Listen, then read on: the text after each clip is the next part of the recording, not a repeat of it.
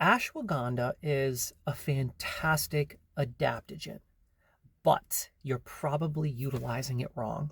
In order to understand how ashwagandha affects the body, you really have to understand cortisol first. So flow with me. So what does ashwagandha do? Ashwagandha prepares you for stress. That's what most adaptogens do. They prepare you for stress. Ashwagandha is like the snake charmer. Have you ever seen the snake charmer in India? The man or woman in front of a snake trying to calm the snake down. And the snake is moving all around, getting ready to bite.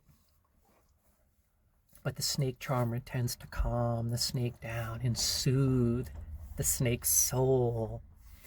That's what ashwagandha does to us. It prepares us for stress and reduces cortisol. But you have to know when to use it in order for it to be effective. One of the worst things you can do is take ashwagandha in the morning, because our bodies are meant to have a natural cortisol rise and peak up until right around noon. And from that point on, our cortisol slowly starts to lower. That's how our bodies are naturally meant to thrive.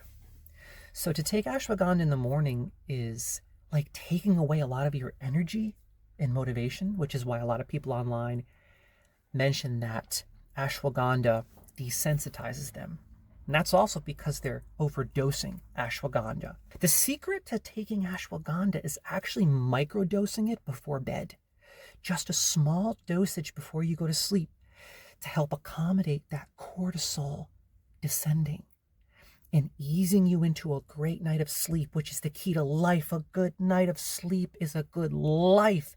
That's the key. That's the ticket. And then when you wake up, your cortisol rises slowly and effectively, and you can reap all of the rewards of ashwagandha. Boosted testosterone, less stress.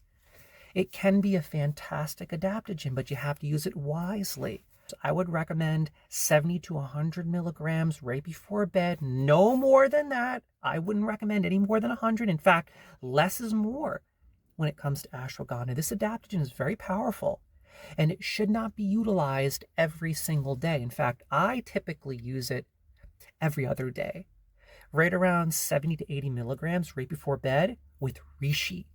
That's the biggest bang for your buck. Give this a try. Don't abuse this adaptogen. It can be very effective when used wisely.